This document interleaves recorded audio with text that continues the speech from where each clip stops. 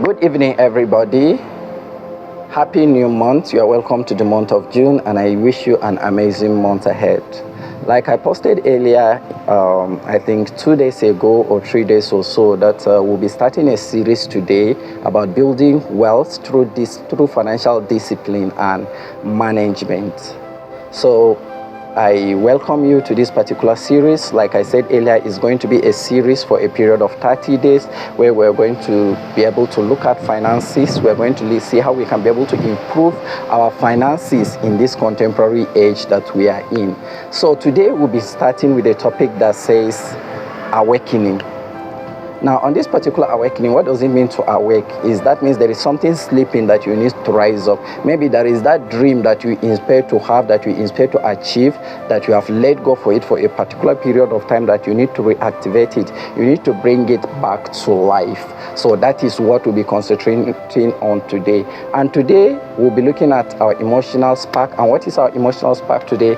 Our emotional spark is, imagine that you work for 35 years, or 20 years from now, and what will you be able to achieve? What will you be able to show for it at the point of retirement or in your finances? A lot of people work for 35 years, and at the end of that 35 years, they go back home waiting for government to pay them pension, which sometimes is not forthcoming. And even when it started coming, it's not something reasonable and tangible. And there are so many people today that because they are working in civil service, they feel that, oh, okay, I will just work for 35 years, and when I retire, they will pay me my entitlements, and then I will start business from there. But one thing I want you to understand is that you need to start from somewhere. But however, this is just an emotional spark. So just think about it. What will you do at that point when you arrive? You finish 35 years, and maybe the entitlement didn't come in time. Maybe the pension is not forthcoming. What happens at that particular point in time? Now, today, I want us to go back in history and talk about someone. This person, his name is Michael Carroll. He was born on 29th of March, 1983. And in 2002, specifically in the month of November, Michael Carroll won a lottery of approximately 9.8 million euros. That is as at the year 2002. Now, when he won this money, Michael Carroll was a refuse collector. He is the person that go house to house to go and collect refuse for them, and they give them money. And he won such an amount of money. Now, having won that money, I may not have time for us to go to details how he spent that money. That is a story for another day. However, in 2010, that was 8 years later, Michael Carroll has to go back to pick his job as a refuse collector again after winning 9.8 million euros. Approximately, if you look at the value of that money to 2025 that we're in today, the value of that money is approximately 20 million euros, which is approximately 36 billion naira. Now, for a refuse collector that won 36 billion naira, and in matter of 8 years, that money is nowhere to be found, and he has to go and pick his job as a refuse collector. We ask the question, what happened? This alone established the fact that the availability of money doesn't make a man wealthy, and the absence of money doesn't make a man wealthy. Rather, it is the ability to be able to identify the right investment, to be able to be financially disciplined, and to be able to manage the resources that come into your hand that determines whether you are going to be wealthy or not. Now, we'll be taking a look at this series. We'll start by building. There are so many definitions of building, but today I want to look at building in the context of finances. That is creating wealth. That is development of finances. Adding value to your finances, being a better version of you in your finances. That is the aspect that I want us to look at it. That is creating growth and maintaining wealth through whatsoever means and whatsoever level of wealth that you are having. Now, let's take a look at wealth. What is wealth?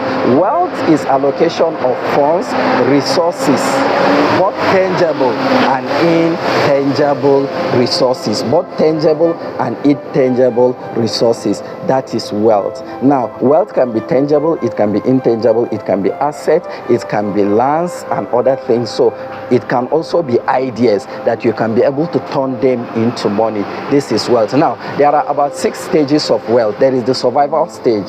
At the point of survival, all a person think of is what he can be able to eat and sustain himself. The little money that is coming into his hand, it can only be able to buy food for him, it can be able to provide shelter for him, and probably health. That is what survival stage is. Then the next stage is sustainability.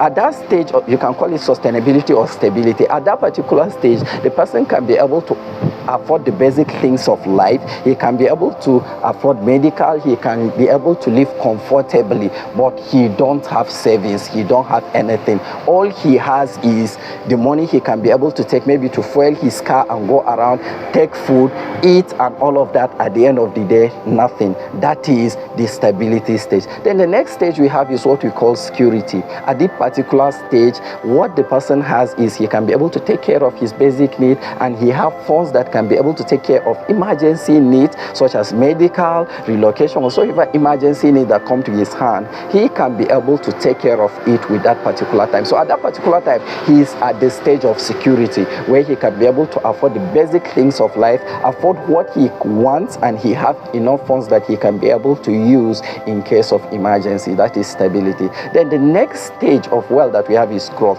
At this particular stage, this man has lived the stage of stability. He now discovered that no, I can't just stop at a stage that is only emergency situations that I have. No, he started investing. He started diversifying his money. He started thinking of what asset am I going to invest in. He started thinking what business can I be able to venture into with the money that I'm having so that I can be able to build sustainable wealth. That is the stage of growth. Then this next stage we have is comfort. At this particular stage, this person has the finances to be able to buy whatsoever he needs, whatsoever he requires. He has the enough money to be able to buy it without any financial pressure under him. He has enough funds to be able to buy that. If he needs to buy a house today, he will go and purchase that house without any financial pressure. If he wants to buy a car today, he has enough money to go and buy the car without having any financial pressure, without calling anybody, give me this, give me that. He has that particular, so he's at a stage of comfort. Then the last stage is the stage of abundance. Now at abundance stage, this particular person, he has enough resources that is saved for him that he can be able to use not only for himself, but he can be able to help people. He can be able to become a philanthropist where he can be able to empower people, help people to be able to achieve their own dreams. He can be able to give finances to support young people for them to establish businesses. He is now living not just for himself, but for other people. That is the sixth stage of wealth, which is the highest stage of wealth, which is abundance. Now, at the stage of abundance, you have whatsoever it takes. You have diversified your wealth and you have saved enough money for yourself and for people around you and to be able to help other people. Now, let's come to what is financial discipline and management. Financial discipline and management. This is the process of using the resources at your hand wisely. For you to be able to use the money that come into your hand wisely. For you to be able to have control over your spending habits. For you to be able to manage and plan your wealth, manage debts that come into your hand, and also to be able to invest on the right things so that you can be able to build wealth over time. That is financial discipline, so that you can be able to manage every resources that come into your hand. Most of our challenges these days is not that we lack financial discipline or management, or how do I call it, but the problem is that we don't know how to plan our money, how to manage the resources that come into our hands accordingly. As the money comes, we just spend it. As the money comes, we just push it to this, push it to that, and at the end of the day, money is gone without anything that we have done with it reasonably, just like Michael Carlo. Money came into his hand, and before you know it, the money has gone. Now, financial discipline is your ability to be able to make wise decisions on where you are going to allocate the resources that come into your hand and to manage them so that you can be able to create wealth over time. Now, combine this together, building wealth through financial discipline and management. You can be able to build wealth through financial discipline and management. And today we are not going to go far, but I want us to take key lessons from these things. Financial planning creates room for you to be able to develop and improve on your finances. Secondly, financial discipline is not stinginess. There is difference between stinginess and financial discipline. The fact that you are disciplined simply means that you have been able to plan your finances, to allocate resources to things that matter most to you. You can be able to plan your life to allocate resources on your basic need, allocate it on charity if you have people that you are supporting in one way or the other. You can be able to allocate your finances to things that matters to you. Stinginess is the inability of a person to even enjoy what he has, to even meet his basic need. He will save up money, but he can't be able to use it. That is a different thing. That's not what I'm talking about. I'm talking about financial discipline here. Then another thing I want us to note, driving lessons from the mind of Michael Carlo, is that if you didn't save money, if you didn't plan, if you don't have a plan before money comes into your hand, then that money is likely to go everywhere. That money is likely to be wasted or squandered. That is to say, money, when it is not planned on where it is going to be spent, mismanagement is inevitable. Then the next thing is that the presence of money doesn't make you wealthy, and the absence of money doesn't make you poor. But the mindset you have of building and creating wealth is what determines whether you are going to be poor or rich. Now, somebody will say, I don't have much. Where do I start from? The thing is, it's not about how much you have, but how disciplined are you about money. Apparently, what is your savings nature? And when you save up money, what do you do with it? These are things that we are going to look at it in the coming days. But today, I don't want to take too much of your time. Let me give us a challenge. The challenge is this: what is your wealth vision? In these 6 stages of wealth that we have built, what is your vision? What do you intend to achieve? What is your vision in this world? At the end of working either for a particular period of time, what do you intend to achieve? What is your vision? Which stage of wealth do you want to operate it? That's one. Secondly, is an exercise. Kindly go back for the last 1 month, for the month of May.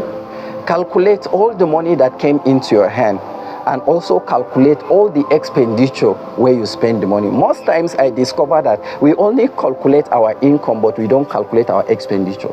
We know how much come into our hand, but we don't know how much go out of our hand, and we don't know which direction the money goes to. So this is our challenge this evening. You go and calculate the money that come into your hands in the month of May, and also calculate the expenses that you did, how you spend that money, and take a look at it. Do you spend those money on things you don't need?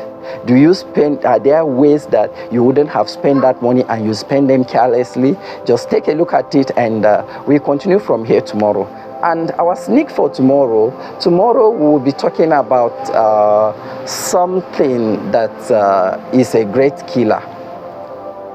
So if you want to know about what is that great killer, what is that giant killer that we'll talk about, by tomorrow we are going to do that, and I expect to see you tomorrow so that we'll continue from this series. So major text today is one, where do you intend to be in the next 35 years, after working for 35 years, or in the next 20 years of your life, whether you venture into business or adventure, where are you going to be?